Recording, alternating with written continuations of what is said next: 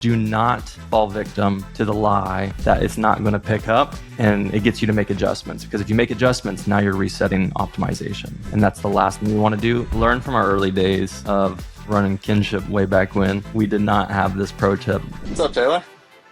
How we doing, my man? All right, today we're talking about one of the hardest parts of using cost controls and how to solve it. And that is there's no more critical time to be using cost controls during high stakes promotional periods, such as the one that's coming up. Come on, time to push the chips. What is BFCM? What's a pixel?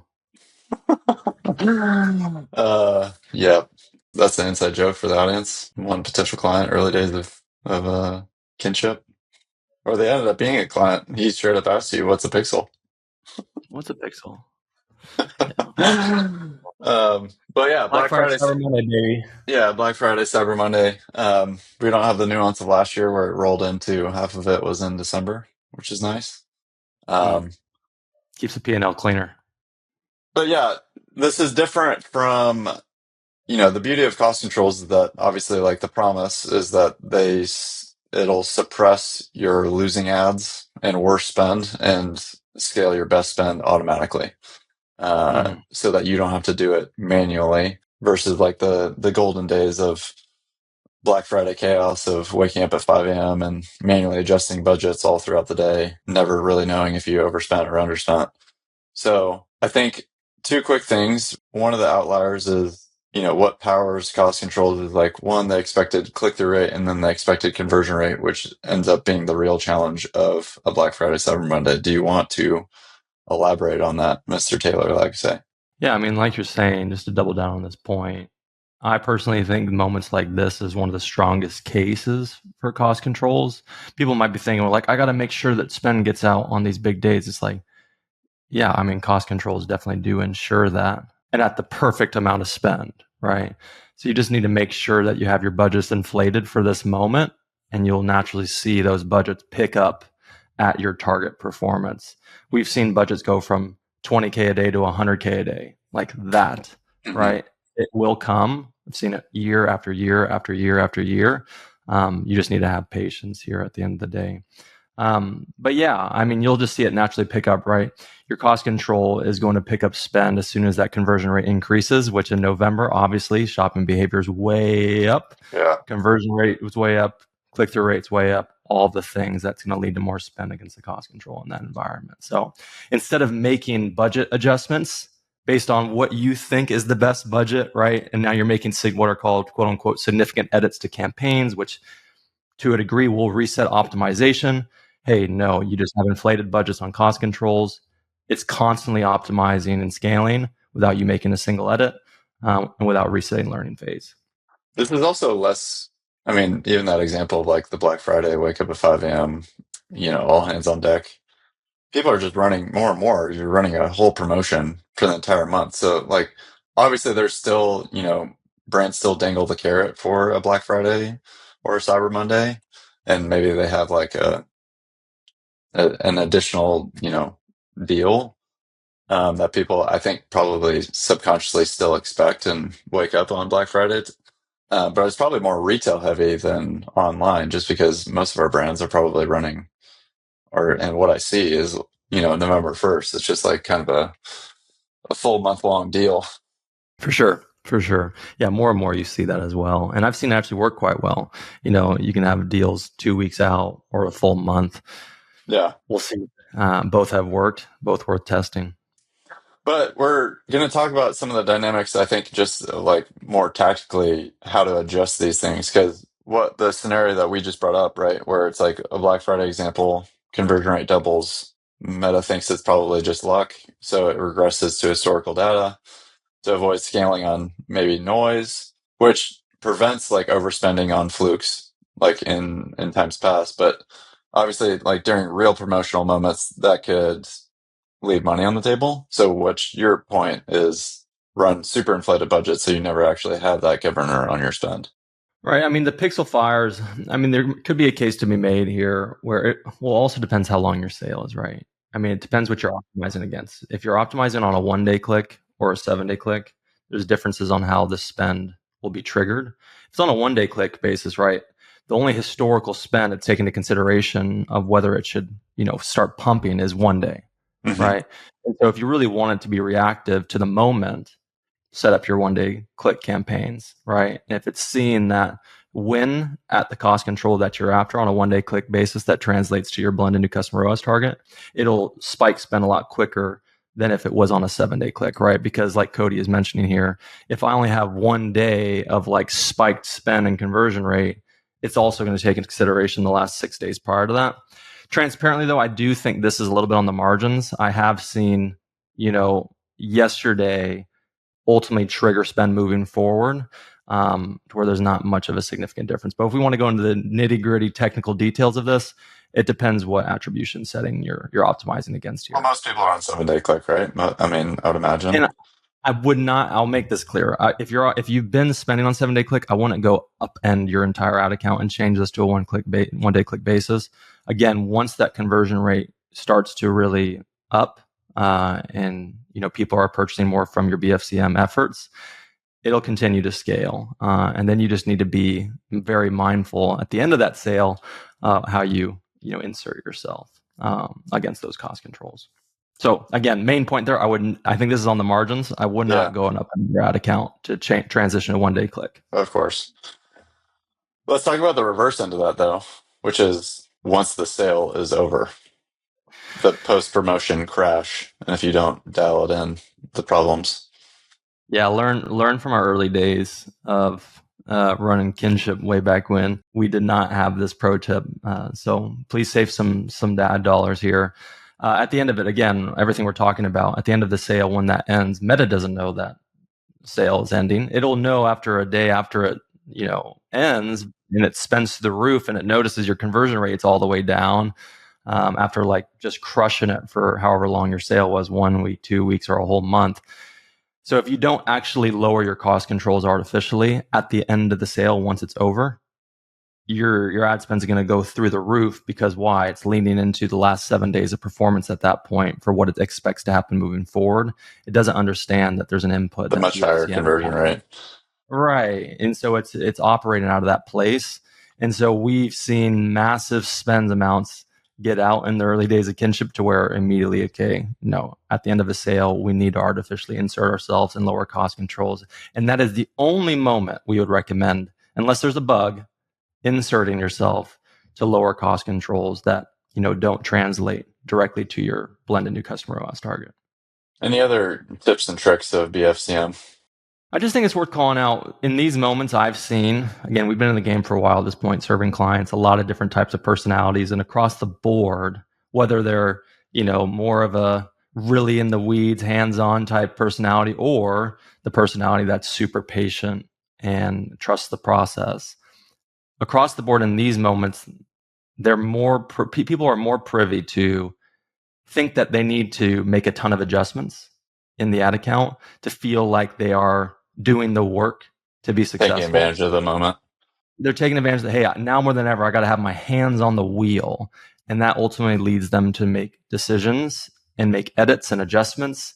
Or if it's not going exactly as they would want to, and it's like 6 a.m., like, why isn't it picking up yet? Why isn't it picking up yet? Just patience. If there can be one word that describes BFCM in running cost controls, it's patience. Time and time again, especially in the beginning of the day, it really warms up on the back half of the day and starts scaling. So just do not fall victim to the lie that it's not going to pick up, and it gets you to make adjustments. Because if you make adjustments, now you're resetting optimization. And that's the last thing we want to do. The work is now, right now. Get your offer dialed in. Make sure you understand what cost caps translate to the target you're going after on a blended basis for new customer acquisition. Get your creative dialed in. The work and the heavy lifting it's been leading up to that moment, to where you want to set those campaigns, and the amount of edits you make during that peak is a reflection of how many errors you've made along the way. So do not let that, ultimately make you believe that this is a good thing. You're making adjustments that's going to lead to unlocked success for you. You're only digging a deeper hole. Well said. Yeah, baby. The scale. Cool. What See else? you. See you later, guys. What else here, though? um, I don't know. I mean, on cost controls, that's a lot of it, right? If it's solely about that, I'll piggyback off what I was just saying. One adjustment that is okay during BFCM is on budgets. So let's say again, you want to have inflated budgets, way more than you anticipate being able to spend. But let's just say, and I believe this for all our listeners, that your budgets just end up getting spent and at target, and you're like, whoa, and you're maxing out your budgets. That's the only thing I would say is you definitely, if you're spending more, than 50% of your budget on any given campaign, go raise those budgets some more. Obviously, we're trying to get as much spend out as possible against our targets here. And so, lifting budgets. Don't lower budgets. No point in lowering the budget. But yeah, hike those puppies up and let's get some more success going. Adjust your budgets and adjust your cost controls after promotion. Budgets during the sale, if you're spending more than 50% on any campaign during the sale, immediately following, the minute after the sale ends, artificially lower the crap out of those.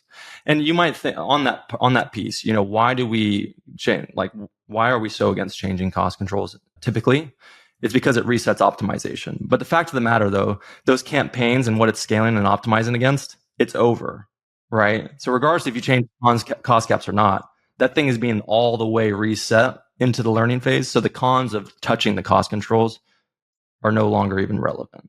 So just hike those puppies all the way back. And don't even worry about a resetting optimization because that was already happening. The moment's over, it's resetting back into evergreen. There's going to be a massive hangover effect after BFCM, expect that. But obviously, let's take advantage of this peak moment to get as much success as possible. I would say, too, for the people listening to this that are spending hundreds of thousands, like even per day, or like the high spend accounts, the more data, the higher, like the faster that your expected conversion rate is updating. Right. So it's less of a, like, you don't need to worry as much into the nuance of this episode, actually. Yeah. I mean, right. you still need to obviously pull it after the promotion is ending. Like, you don't want to be spending into nonsense. But if you have a specific, sale campaign, then also too, like, there's just something to be said about that's no longer relevant, even, period, to your point. Right, exactly. Yeah, the more spend you get out, the more data it's aggregating, the quicker it's going to be able to adjust. Faster learning. Right. But like Cody says, still make that adjustment. Yeah. You care about your money that's being spent in a day. So let's make sure it's being spent profitably at your target, whether it's within BFCM or after. Let's just scale up those budgets when it's there at peak. The other part would be a tactical question around, campaigns. So if we have an evergreen campaign, brands, like we already said, they're running more and more. They're running a sale all month long. That's obviously going to have a separate campaign because different unit economics. But then you have something that's going to be teased out that you announce over email and promote, starting like Thanksgiving night type thing. Separate campaign. We want to put that into. Talk about that. This campaign is also geared towards BFCM versus like an evergreen campaign that's running constantly. Yeah. Yeah. There's a couple things here. Definitely want to have a separate campaign for your BFCM efforts. For one, yes, it's going to have different. Well, potentially, right? If your whole website, and on which a lot of time, clients will do that and brands will do that in general. If your whole website is a BFCM deal, then even your evergreen campaigns are driving to that deal, right? That previously weren't because it's a site-wide sale. But if it's not, and you just have like squeeze pages that are going to your BFCM deal, then of course, different campaigns. But even if it's going to the same like homepage, site-wide, everything has this BFCM deal, 30% off, whatever, for example. I would still put it in separate campaigns, even though those campaigns have the same unit economics in that scenario. Why? Because those evergreen campaigns are running before, during, and after, and those BFCM campaigns are only running for this moment. And so again, after that moment is complete, these BFCM creatives or whatever are no longer relevant. So everyone's going to turn those ads and those campaigns off, which would be defined as a significant edit within the evergreen campaigns. Mm-hmm. And so I don't want that to re-optimize my evergreen campaigns after BFCM. So you want separate campaigns, honestly, more than anything for that. Because again, a lot of the time there is site-wide sales where the unit economics are the same, which is, as our listeners know, what a lot of the time warrants a separate campaign altogether. But in this moment would want separate campaigns just to make sure that after the sale's over, significant edits aren't impacting those evergreen campaigns. And it's also just worth mentioning on this point, evergreen, time and time again, across like a majority of clients over the last 7 years, outperforms the BFCM campaign. And just don't be surprised by that. We see it happen, I would say probably more than like 90% of the time. These are just, ads that have a ton of data behind them, a ton of spend behind them, a ton of social proof behind them. Meta really knows how to use that ad and find the right audience. And then it also then understands that you're driving to this landing page with this BFCM deal if it's site-wide. In that environment where there is a site-wide deal, a lot of the times the evergreen campaigns will outperform the BFCM campaign. So don't let that be a surprise. Follow the next best dollar spent. Trust the machine learning system at Meta. It's not a bug, it's a feature. Amen. Come on, baby. We're finding more. We're digging stuff up here now. Come on. Probably around ad creative too. I mean, I know people run promotional Which direction? content in their ad creative, but I mean, there's probably something to be said around just running evergreen ad creative, and so you don't have to turn it off. Both, right? Just run both. Yeah. Don't turn off your evergreen creative going into BFCM. Yeah. But of course, definitely insert BFCM creative as well. I'm just saying, don't be surprised if you see evergreen outperform BFCM. There's nothing going wrong with your account. There's nothing going wrong with your, because I think people would just be led to believe something's wrong with my account. I got to go turn off evergreen to make sure this BFCM creative gets spent, and then the account will do better. No, you're shooting yourself in the foot. Yeah. All right. Well, just, hit us up if you have questions. We're available sometimes. Listen, if your agency sucks, your internal hire sucks, fire them. We can take over your account the day of Black Friday. Let's scale. Yep. Just hit me up. 11 p.m. Gladly take it over. I'll reset everything in optimization. Yes. We'll switch it over to cost controls. Yeah, that's good. Click more to learn more. Yeah, baby. That should be your sign off every time. Click more to learn more, guys. Alrighty. All right. We'll see you next time.